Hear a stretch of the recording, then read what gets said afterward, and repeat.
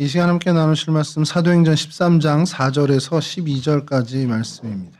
사도행전 13장 4절에서 12절 저랑 한 절씩 교독하도록 하겠습니다.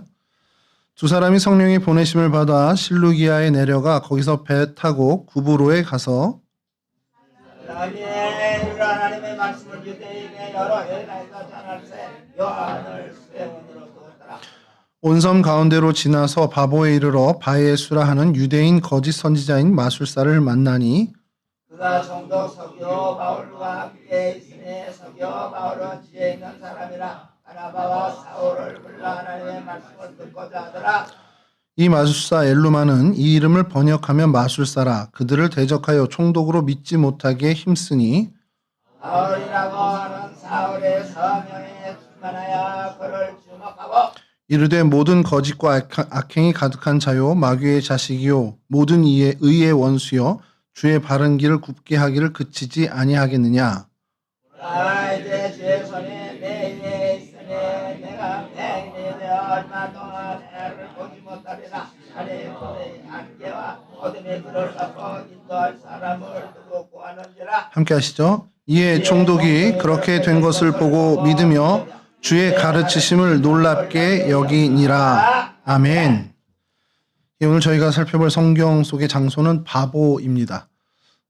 이름이 좀 그렇죠. 바보인데 원래의 발음은 파포스입니다. 그 헬라어로 파포스라는 곳인데요.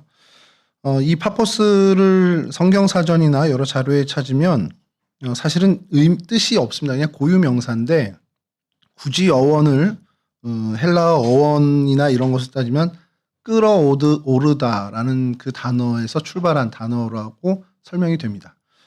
근데 혹시 여러분들이 이제 나중에 집에 가셔서라도 성경 사전이라든지 여러 이런 성경에 있는 주석들을 좀 찾아보면 파포스의 의미가 대문, 입구 이렇게 나온 자료들을 좀 보실 수 있을 거예요.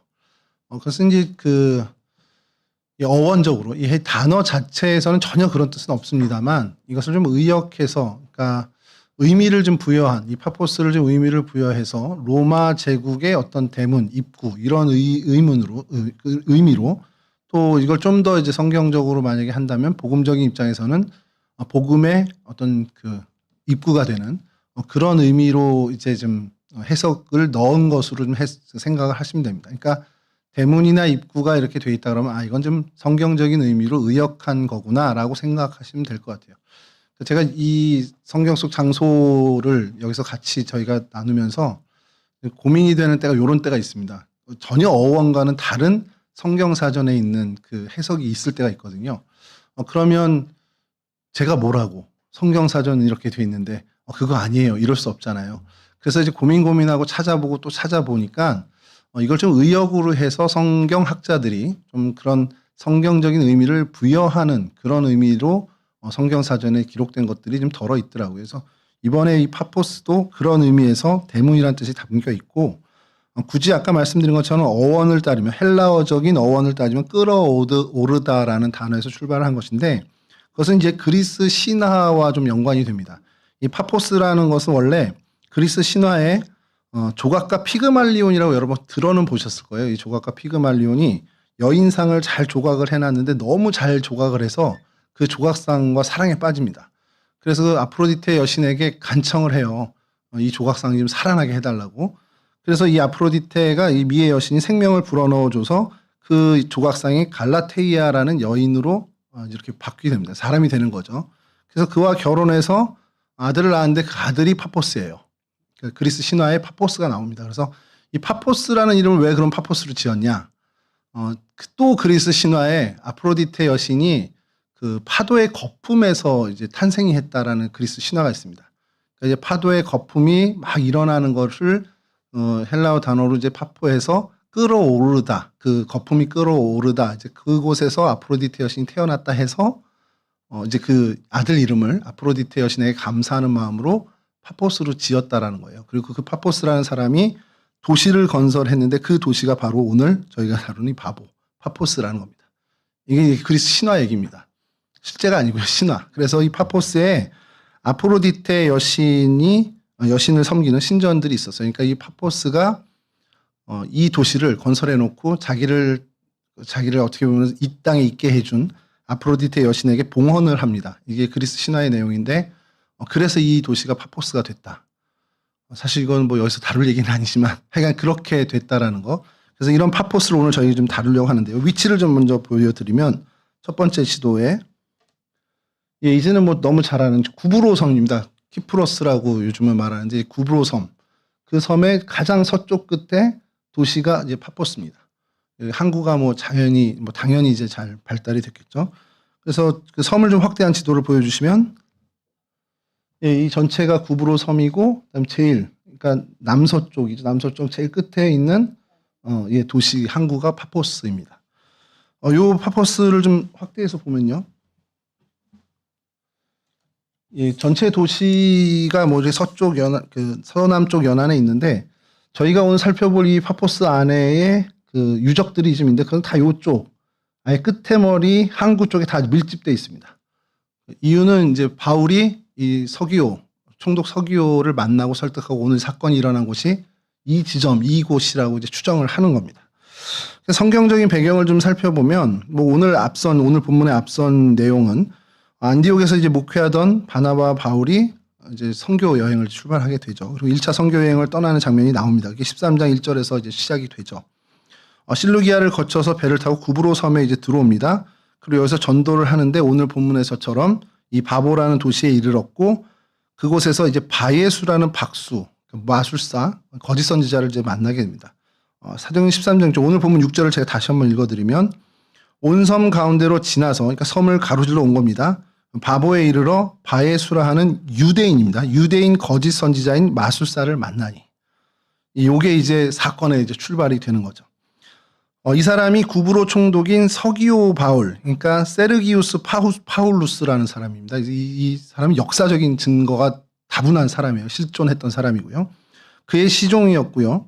오늘 본문에 의하면 이 사람, 그러니까 이 바예수를 엘루마라고도 이제 부른 거예요. 그러니까 엘루마라는 자체도 마술사라는 뜻이 있는데 그냥 이제 엘루마라고 이제 부른 거죠. 그 마술사라는 이름을 그냥 헬라 언어로 이제 그 당시 이제 언어로 부른 겁니다. 이 사람이 그 서기오 바울의 완전히 측근이었고요. 그래서 사도 바울 일행이 전도를 하는데 방해를 하고 오늘 우리가 읽은 본문처럼 성령 충만한 바울의 선포로 이 사람이 눈이 멀게 되는 사건이 벌어지게 되는 것이 성경의 내용이고 사실 여기에 바보라는 지명은 여기에 한번 딱 등장하고 맙니다. 이런 성령 역사를 통해서 어떤 결과가 나왔냐 이게 사실 13장 12절인데 이건 세 번역으로 좀 제가 읽어드릴게요. 총독은 그 일어난 일을 보고 주님을 믿게 되었고 주님의 교훈에 깊은 감명을 받았다. 그러니까 이 사건을 통해서 이 서기오 바울이라는 총독이 예수를 믿게 됐다는 겁니다. 이게 사실 핵심이에요. 이 사건은. 그리고 나서 이제 배를 타고 다시 밤빌리아 지방 버가로 이제 떠나게 되죠. 바울과 이 바나바가 도착한 좀 전에 그 지도 거기는 엄밀히 얘기하면은 새로운 파포스, 신파포스입니다. 이건 뭐 네아 파포스라고 이제 부르긴 하는데 오늘날의 파포스 이 도시와 일치하는 것이 이 그러니까 네아 파포스, 파포스입니다. 근데 원래 이 구바보, 그러니까 구시가지로 해야 되는 기도 말하기도 좀 애매한 게 다른 도시예요. 한 16km 떨어져 있는 다른 도시인데 거기가 구바보.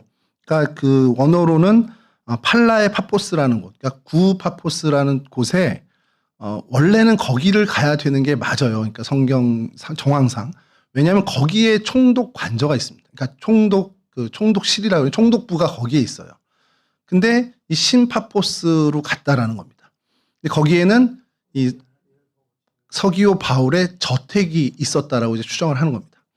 근데 이 부분이 고고학자들에게는 난제였습니다. 이거 좀 잠깐 좀 설명을 드리면 이게 왜 이제 문제가 되냐면 이 성서 고고학자들이 이 구바보냐 신바보냐 이거를 놓고 막 고민을 하다가 결과를 낸 것이 비문을 발견해요. 2개를.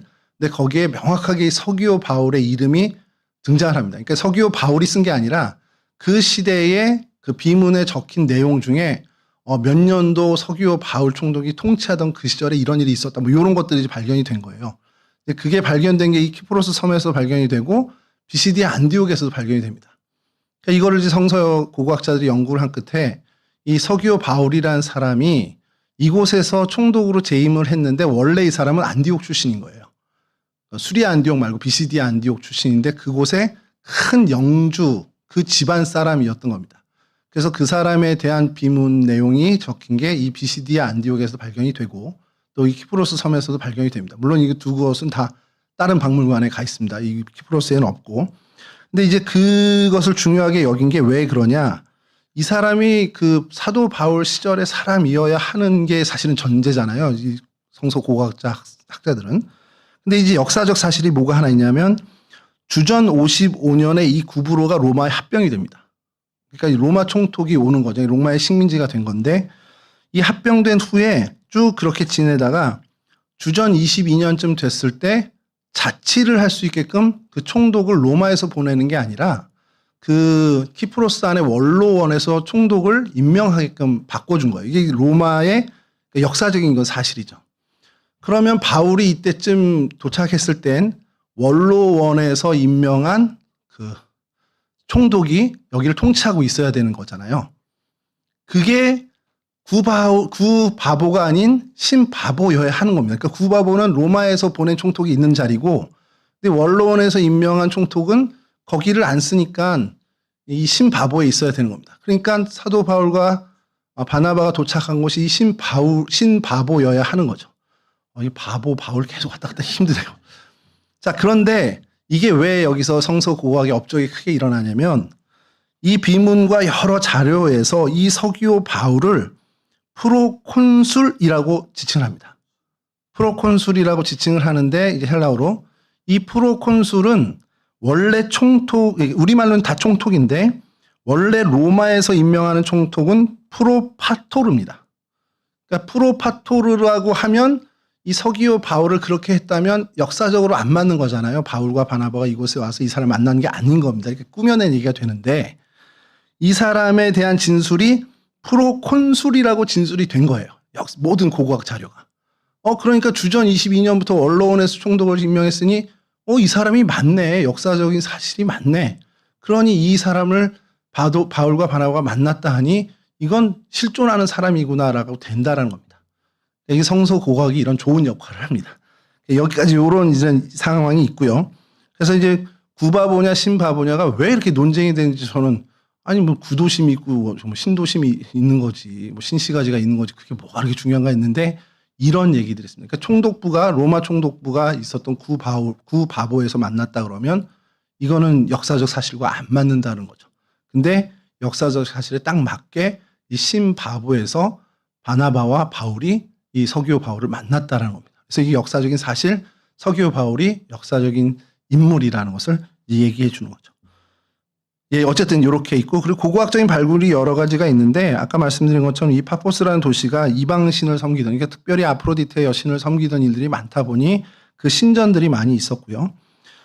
그리고 이 뭐 극장이나 여러 고고학적으로 다 남아있는데, 이게 사실 뭐 성경적인 어떤 고고학적인 역사 가치는 뭐 그렇게 관여된 건 별로 없고, 그래서 이제 바울과 또 성경 시대와 연관이 되는 유적들을 좀 살펴보려고 하는데, 첫 번째가 아기야 키리아키 교회가 있습니다. 이 발음이 너무 어려워서 제가 아까 연습도 많이 했거든요.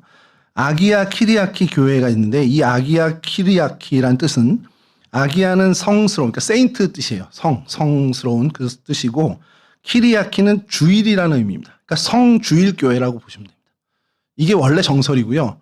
또 한 설은 키리아키라는 성녀가 그 지방 출신이 있었어요. 로마 그 디오클레티아누스 박해 때 순교한 기독교 성인입니다. 여인인데 이 키리아키를 기리는 그런 교회냐 이렇게 이제 해석을 하는 경우도 있는데 그거보다는 이제 성주일교회로 보는 게 맞는 게 비잔틴 시대에 지어졌는데 이 교회 영지에 굉장히 중요한 유적이 하나 있어서 바울을 기념하는 교회로 세운 것으로 보고 있습니다.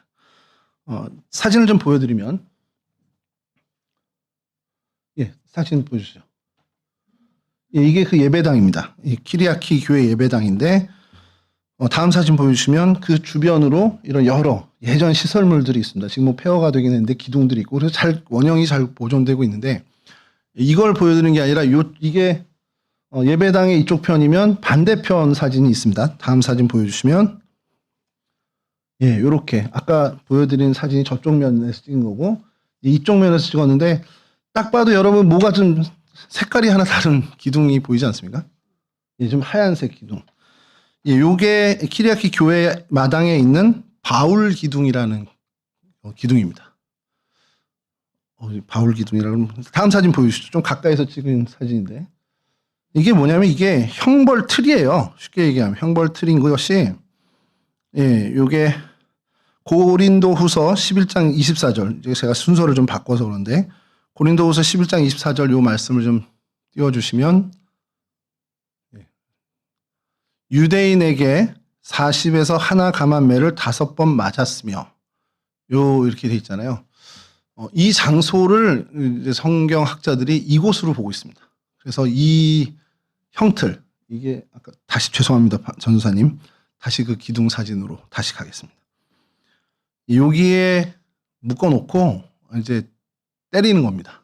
이제 이런 사형 틀은 아니고 이제 형벌 틀로 사용했던 그것으로 이제 고고학자들이 생각을 하는 거죠. 그래서 이 교회 안에 이 바울 기둥이 있다 해서 이 지역이 바울과 연결된 굉장히 중요한. 그래서 이 자리에 그러니까 원래는 여기가 어떻게 보면은 우리로 치면은 이제 그 사법부의 그 뭐 교도소라든지 구치소의 자리인데 거기에 이제 비잔틴 시대에 바울이 여기서 매를 맞았대 하는 그 전승에 의거해서 교회를 세운 겁니다. 그래서 이 교회가 바울을 좀 기념하는 교회가 됐다라는 것이죠. 그리고 나서 이제 또 하나 이제 저희가 발견한 거 아까 말씀드린 서기오 바울의 비문이 있는데요. 이게 지금 현재는 키프로스의 수도인 니코시아 국립고고학 박물관에 하나가 있고 또 하나는 튀르키에 있는 알파치 박물관에 이제 보관이 돼 있답니다. 그러니까 두 개가 다른 형태의 모습인데 내용이 서기오 바울에 대한 내용이 들어있는 비문이 각 박물관에 이렇게 보관이 돼 있다는데 그 박물관에 들어있는 그 비문을 박물관으로 옮기기 전에 찍어 놓은 사진입니다. 다음 사진 보여주시면 예, 이렇게 있습니다. 그래서 세기르기우스 파울루스라는 이제 이름이 보이고 그 다음 사진을 보여주시면 이제 요거 사진은 사실은 뭐 지금 현존한 사진은 이거 처음에 있었던 사진을 이제 뭐 이제 보여주기 위해서 이렇게 해놓은 건데 다음 사진 보여주시면 여기가 이제 좀 이 비문에 대해서 여러 자료를 찾는데 제 어떤 검색 능력으로는 안 되더라고요. 그래서 제미나이에게 좀 부탁을 했습니다. 도대체 이거 어디 가야 찾을 수 있냐 그랬더니 정말 순간적으로 이 사이트를 알려주는 겁니다. 이 사람이 이제 브라이언 윈들이라는 캐나다 성서연구협회의 연구원이자 목사님이신데 이분이 요 지역에 있는 키프로스 지역에 있는 유적과 유물들을 다 정리를 해서 이제 그 홈페이지를 만들어서 이제 올려놓은 겁니다. 그래서 이 서기오 바울의 비문을 이거에 대한 내용과 하나하나 고고학적으로 다 한 것을 이렇게 사이트에다 올려놓으셨어요. 그래서 뭐 영어를 읽을 수는 없어서 번역기를 돌렸습니다. 그래서 다음 페이지 보여주시면 요게 이제 그 비문의 그 음각화되어 있는 겁니다. 그래서 요거 저는 글씨 하나도 안 보이는데 요거를 이제 완전히 읽어내는 거예요. 읽어내서 보인 내용이 뭐냐면 아폴로니우스가 아버지에게 보낸다 이렇게 돼 있으면서 가족의 뜻에 따라 이 성곽 기념물을 축성했습니다. 그러니까 자기가 이런 공사를 마쳤습니다라고 쫙 이제 자기의 업적을 이렇게 해서 거기다 쓰는 겁니다. 이제 아버지에게 드린 편지 형식으로. 그러면서 뭐 시장, 서기, 치사, 마을 서기, 뭐 대사제, 뭐 기록사무소 관리자 역할을 자기가 했다. 그러니까 이 누군지 모르는 사람인데. 그리고 25번 도로에 이 건물을 세웠습니다. 그러니까 그 도로에 이름이 있었던 것 같아요. 도로마다 이제 번호가 있었던 것 같은데 세웠습니다. 그리고 테마르 캐시우스 이게 뭐 글라디우스 통치 시절을 아마 얘기하는 거라고 이제 자료에는 나오는데 그 통치 13년에서 이제 이 일이 일어났습니다. 근데 이게 우리로 치면 54년입니다. 서기 54년입니다. 그러니까 사도 바울 그 이후 시절이겠죠. 근데 왜 중요하냐면 그가 거기에 언급하면서 이러한 일들을 막 자기가 치하하면서 이게 이전에 총독 서기오 바울 시절에 이 일들이 이러이러한 일들이 있었던 것을 내가 뭐 이렇게 해서 다시 답습했던 이런 식으로 써 있는 겁니다. 그래서 서기오 바울이 총독으로 그 자리에 있었구나 라는 것을 이 비문에서 다시 한번 이제 확인해 주는 거죠. 이게 그래서 역사적인 가치가 있는데 요거를 잘 정리해 주신 분이 브라이언 윈들이라는 이제 박사 그분이 이렇게 올려주셔서 그걸 이렇게 좀 찾아보다가 번역기 돌리고 해서 아까 그 말씀을 좀 드린 거예요. 그래서 현재 이 파포스 현지 거기 뭐 파포스 고고학공원에 이 실물은 없습니다. 없지만 그 자리에서 발견된 터가 있다라는 거 그리고 그곳이 테세우스의 집이라고 지칭하는 터가 있는데 그곳에서 발견된 것으로 이제 이것을 저희들이 이제 연구 실적을 이제 보게 되는 거죠. 그래서 그 교회와 바울 기둥과 그리고 이 비문이 사도 바울과 좀 연관된 유적들이고, 또 하나 이제 파포스 항구 근처에 있는 비잔틴 시대의 요새구 유적인데 40개의 기둥 요새라는 곳이 있습니다. 이게 이제 바울 당시 로마 광장, 이제 아고라라고 하는 로마 광장으로 쓰였던 곳인 게 확인이 됐어요. 그래서 바울이 이 파포스에 와서 이곳에서 많은 사람들과 복음에 대한 이야기를 했을 것으로 추정하는 그 자리입니다. 다음 사진 보여주시면, 이게 그 안내판인데 이제 복원하는 그 작업에 있는 사진입니다. 항공 사진으로 보여준. 그러니까 여기가 이제 아고라, 그 로마 광장의 자리고, 그것을 이제 기념해서 이렇게 좀 기념물을 세웠습니다. 그래서 완전히 폐허가 되긴 했는데, 다음 사진 보여주시면 이런 이제 그 건축물들이 좀 덜어 남아 있습니다. 그리고 이제 오늘 좀 중요하게 보려고 하는 것이 테세우스의 집이라는, 하우스 오브 테세우스라는데, 다음 사진 보여주시면 이 해안가에 굉장히 큰 유적이 이렇게 발견이 됐어요. 바로 진짜 해안가예요. 근데 이게 방금 말씀드린 것처럼 집입니다. 그 테세우스의 집이라고 해서 당시 이쪽에 부임했던 원로원에서 임명한 총독의 관저입니다. 그 관저가 발견이 됐어요. 그러니까 어마어마하게 넓은 집이 발견이 된 겁니다. 그리고 그 다음 사진 보여주시면 안에 이제 규모를 좀 상상할 수 있는 기둥들이 발견되는데, 층고가 상당히 높은, 이제 2층으로 된 것 같지는 않고요. 단층인데 층고가 상당히 높았던 그런 이제 건물로 추정을 하고 있습니다. 그래서 다음 사진 보여주시면 지금 이제 관광객들이 가서 직접 보지 못하니까 이제 위에서 이렇게 보고 이렇게 하는데, 하나 여기 재미난 것이, 다음 보여주시면 얘네들은 저희들이 뭐 양탄자를 까는 게 아니라, 다음 사진 보여주시면 그 타일로 이렇게 모자이크를 해서 해놓거든요. 그게 이제 거실로 추정되는 곳에 이게 원형 그대로 아주 잘 보관이 되어 있는 겁니다. 이 그림 내용은 미노타우루스를 죽이는 테세우스, 이제 그리스 신화의 얘기죠. 이제 알겠지만 아테네가 당시의 강국이었던 이 크레타 섬의 조공으로 매년 젊은 남녀를 보냅니다. 그래서 여러분들이 한 번은 보셨을 거예요. 머리는 황소고 몸은 사람인 그 미노타우루스, 이 신이라고 해야 되죠. 그러니까 반인 반수에게 이제 젊은 남녀를 바치는데, 그것을 끔찍하게 여겼던 테세우스가 그 조공을 끊어내기 위해서 갑니다. 가서 우리가 유명한 그 아리아드네 실타래 알죠? 그 공주가 이 실타래 줘서 길 잃지 말라고 줘서 가져서 죽이고 그 실타래를 따르러 나왔다. 이제 그 신화의 내용이 여기에 이제 담겨 있는 그림 내용입니다. 그러니까 여기가 그리스 신화 이런 어떤 굉장히 우상이 만연했던 동네고, 최고 지도자였던 총독의 집 안에도 결국 이 그리스 신화의 어떤 장식물들이 이제 그려지고 장식될 만큼의 이방 종교가 성행했던 곳으로 이제 보시면 됩니다. 그리고 이곳이 왜 의미가 있냐면, 사도 바울과 이 바나바가 파포스를 방문했을 때 이 테세우스 하우스, 이곳에 서기오 바울 총독이 머물렀을 것으로 추정을 한다면, 이곳에서 오늘 성경의 사건이 벌어진 것이라는 거죠.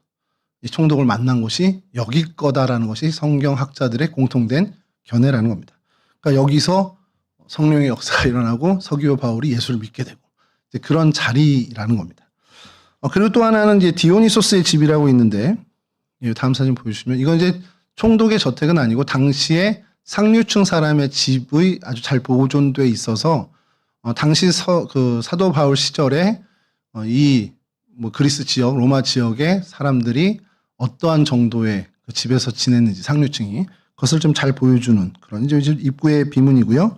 다음 보여주시면 여기도 역시 이런 여러 신화적인 내용들을 바닥 타일에 이렇게 마치 양탄자를 핀 것 같이 다 이렇게 타일로 모자이크처럼 이렇게 했다라는 그런 걸 봅니다. 여기는 이제 디오니소스, 말 그대로 디오니소스 술의 신이죠. 그 그림이 그려져 있다고 그래서 훗날의 사람들이 이걸 발견하고 디오니소스의 집이다 이렇게 이제 명명하게 된 그런 어떤 고고학적인 가치가 있는 곳입니다.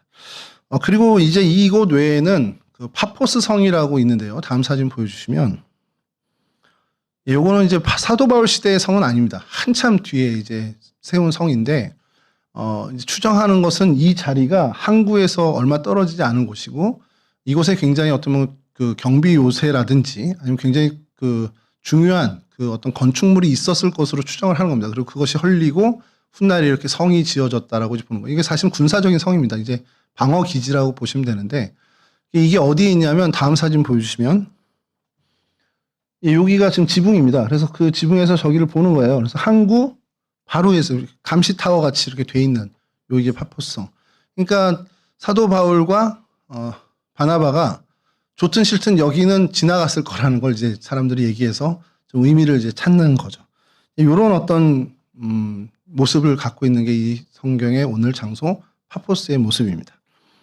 그래서 이 파포스에 대해서 뭐 더 뭐 고고학적으로 살펴볼 만한 건 사실 없고 요게 이제 다인데 그래서 이 파포스에서 벌어진 오늘 이 사건을 가지고 좀 우리가 어떤 메시지를 찾아봐야 되나 그런 생각을 좀 하게 되면서 이 바예수라는 사람을 좀 주목하게 됐어요.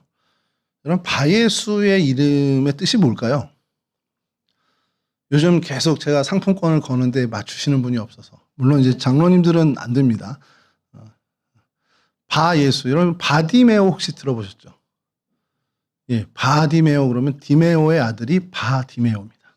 그러니까 저희 아들은 바우진이 되겠죠.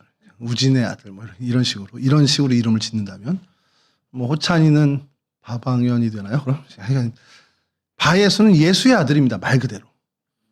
근데 이 사람이 유대인이었잖아요. 충분히 예수의 아들이라고 이름을 지을 수 있는 것이 우리가 알고 있는 예수님의 예수가 아닙니다. 그러니까 예수라는 이름이 유대인 사이에서는 여호수아도 예수, 호세아도 예수. 그러니까 그들의 발음으로 조슈아로 할 수 있고 예수아로도 할 수 있는데 여호수아, 호세아, 예수가 다 같은 어원입니다. 그러니까 예수는 헬라어식 발음인 거예요. 헬라어식 발음으로 해서 이에수스죠. 정확히 하면 이에수스인데 이제 이거를 히브리어 발음으로 하면 호세아나 여호수아가 됩니다. 그래서 여호수아의 아들 혹은 호세아의 아들입니다. 이게 얼마나 멋진 이름입니까? 그러니까 유대인의 바예수인데 그 아버지가 이 사람의 이름을 지을 때 뭐 이 사람 아버지가 예수여서 바예수를 지은 게 아니고 바디메오야 말로 뭐 디메오의 아들이니까 바디메오로 사람들이 부른 건데 이 사람의 이름은 스스로 지은 건지 그 아버지가 지은 건지 모르지만 굉장히 그 성경적 그 유대교에 굉장히 길이 남을 만한 사람의 이름에 내가 그 사람의 후손 아들 이런 식으로 이름을 붙인 겁니다. 굉장히 어떻게 보면은 정성스러운 이름을 지은 거죠. 그 예수의 아들 참 이름이 기가 막히게 좋은데 오늘 본문에 나온 그의 행동은 그 이름과는 정반대의 짓거리를 하고 있었단 말이죠. 오늘 이 본문을 계속해서 좀 생각을 해보면서 이 대비되는 두 사람이 너무 명확한 거예요. 이 바예수라는 사람과 사울이라고 지금은 이제 바울이라고 이름이 바뀌게 된 사울, 이 바울과 너무나 정반대의 길을 걸어간다는 거죠. 굉장히 이 화려한 도시였을 겁니다. 이방 신상이 넘치고 정말 도시의 규모나 대저택의 어떤 규모들을 봤을 때 굉장히 부유한 도시였던 것으로 추정이 되는 이 욕망의 도시 파포스에서 로마 총독 그 서기오 바울은 권력과 부를 가졌지만 마음 한구석이 굉장히 허전했던 거예요. 그래서 진리를 찾고 싶어 하는 마음에 바나바와 바울을 초청해서 그들로부터 이야기를 듣고자 했습니다. 자, 그런데 그 사이에 갑자기 불청객 하나가 끼어들었는데 바로 바예수라는 이 유대인 마술사, 거짓 선지자가 끼어들게 되죠. 기가 막힌 이름과는 정반대되는 행동으로 이 총독이 복음을 듣는 것에 아주 걸림돌이 되는 역할을 지금 해가고 있습니다. 왜 그랬을까라는 생각을 해보면 너무 명확한 거예요. 그는 총독 옆에 딱 붙어서 호가호이 이거를 이제 누리던 사람입니다. 그러면서 생각을 했겠죠. 여러 자기의 술수나 어떤 천문학적인 어떤 그 요상한 그런 점성술 또 뭐 어떤 그 저희로 치면 이제 무속적인 어떤 그런 이야기를 하면서 그 서기오 바울의 마음을 혼란하게 하고 그로 인해서 자기가 이득을 얻었던 그 삶을 살았을 거라는 겁니다. 근데 그가 사도 바울과 바나바를 통해서 복음을 듣게 된다면 계산기를 두들겨 보니까 자기는 이제 영향이 없게 되는 거죠. 그러니 생각은 이건 막아야 돼. 무슨 일이 있어도 막아야 된다라는 결론을 냈을 거예요. 왜냐하면 내 밥줄이 달린 일이거든요. 그러니까 성경에서도 총독으로 믿지 못하게 온 힘을 쓴 것처럼 이제 성경에서도 기록을 합니다. 하나님께로 나아가는 길을 잘 닦아주진 못한 거죠. 우리 세례요한, 우리 담임 목사님 설교도 들었지만 세례요한처럼 예수의 길을 정말 닦아놓고 이렇게 해야 해도 모자랄 판에 그 길을 완전히 망치는 그 길을 선택한 겁니다.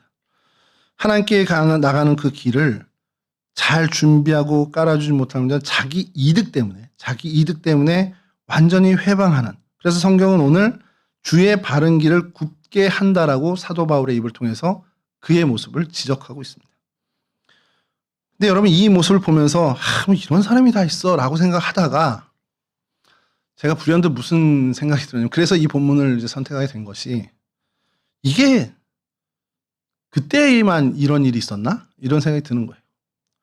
우리 교회사를 쭉 찾아보고요. 뭐 교회사까지 갈 필요 없습니다. 한국교회 역사나 뭐 초기 한국교회까지 가지 않아도 됩니다. 근래 한국교회의 역사를 보면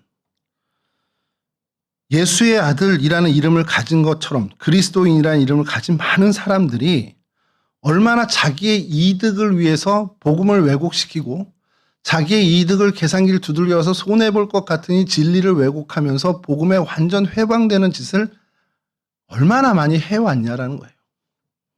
권력자에게 빌붙어서 진리와는 완전히 동떨어진 오히려 진리를 따르는 사람들을 핍박하고 상하게 하는 그런 일들이 우리 한국 현대사에 얼마나 많이 있어 왔습니까? 그리고 그 주된 핵심적인 인물로 사실 크리스찬들이 그 역할을 한 것이 얼마나 많냐라는 거예요. 그런 세상에서 내가 내 이익이 조금이라도 손해볼까 봐, 또 내 자존심이 상할까 봐 정직함과 진리는 다 버리고 세상에 타협하는 일이 우리 주변에 얼마나 많이 있었냐라는 거예요. 그런데 그들의 이름은 바예수라는 이름처럼 그리스도인, 크리스찬이라는 멋지고 근사한 이름을 가진 사람들이었다는 겁니다.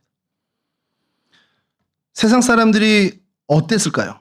세상 사람들이 하나님을 보려고 주님을 만나려고 하려고 할 때 이들의 모습, 이들의 독선적인 모습, 이들의 정말 왜곡된 모습, 이들의 욕심 많은 그 행동이 그 길을 가로막고 있었던 것은 아닌지. 서기오 바울이 복음 앞에 나가려고 할 때 이 바예수가 방해한 것과 같은 역할을 이 땅의 그리스도인들이 얼마나 많이 행했는지를 우리는 너무 잘 알고 있다는 겁니다. 근데 그게 혹시 나는 아니었나라는 생각을 해본다는 거죠. 멀리 가는 게 아니고요. 뭐 사회적인 무리를 일으켜서 그런 게 아니라 내 주변에 나로 인해서 하나님께 나아갈 수 있는 사람의 기회를 혹 방해하거나 하나님과 깊은 교제를 할 수 있는 그 일에 내가 어떤 걸림돌 같은 역할을 한 적은 없는지를 되돌아보게 된다는 겁니다.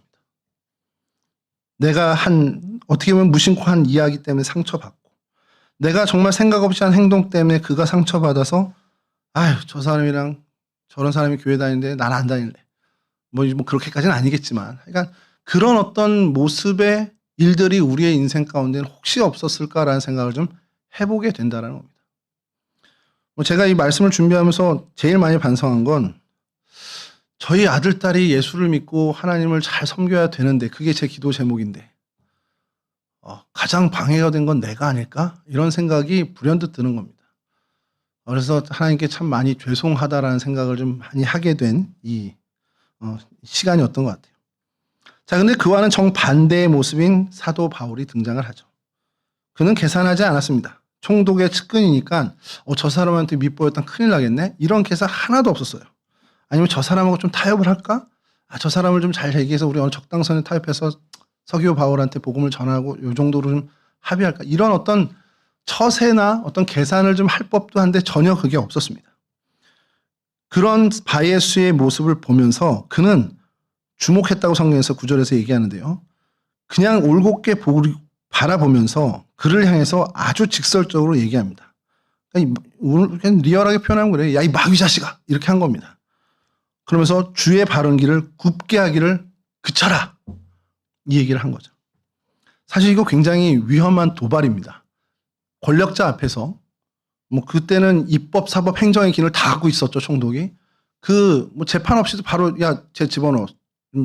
네 가지가 없네. 그리고 집어넣으면 끝날 수도 있는 거예요. 그리고 바예수가 그만한 위치에 있었던 사람입니다. 근데 그거 생각 안 하고요. 그저 어떤 하나님의 복음의 그 사역을 감당하는 그 담대함으로 진리를 그냥 외친 겁니다. 바울에게는 자기의 목숨보다, 자기의 밥줄보다 하나님의 바른 길이 곧게 되는 게 더 중요했기 때문에 그랬다라는 것이죠. 그것이 먼저였고 그것이 가장 우선순위였던 사람이었기 때문에 그렇습니다.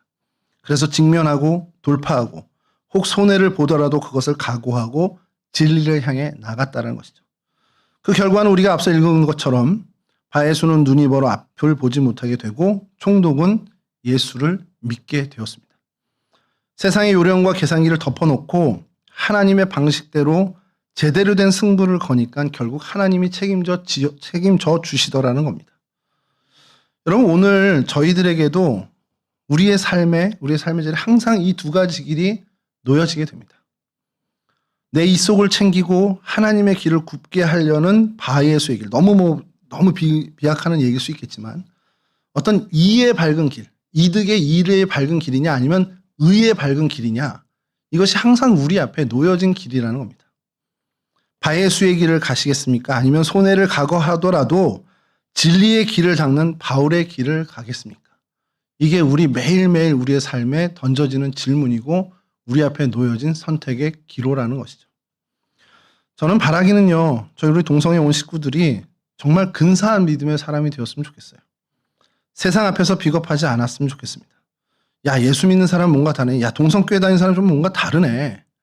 정말 결정적인 순간에 진짜 저 사람들은 제대로 하는 사람이네 라는 그런 칭찬이 우리 성도들 가운데 들리는 칭찬이 되었으면 좋겠습니다. 내 욕심을 좀 더 누르고 내 교만의 그 모습을 좀 뽑아내고 내 가족과 내 이웃이, 내 주변의 사람이 하나님께로 나아가는 그 길을 제대로 닦을 수 있는 그러한 사람으로 우리 동성애 식구들이 되었으면 좋겠습니다. 세상의 꾀로 살지 말고 하나님의 방법대로 사는 그런 용기를 내는 저희들이 되었으면 좋겠습니다. 그렇게 바른 길을 가는 사람에겐 반드시 하나님은 감당할 힘을 주시는 분입니다. 그리고 결국 승리하게 하실 것입니다. 그런 멋진 길을 걷는 저와 여러분이 되었으면 좋겠습니다. 적어도 이 수요일에 그리고 하나님 말씀에 갈급함이 있는 우리 가운데는 이처럼 하나님의 말씀이 우리의 심령을 정말 움직여서 우리가 결정적인 그 선택의 기로에서 바른 하나님의 길을 선택하는 믿음의 용기를 발휘하는 사람이 되도록 그 하나님의 말씀이 우리를 이끄실 줄로 믿습니다. 성령의 역사를 늘 경험하시는 거룩한 주님의 거룩한 백성들이 다 되실 수 있기를 주님의 이름으로 간절히 축원합니다.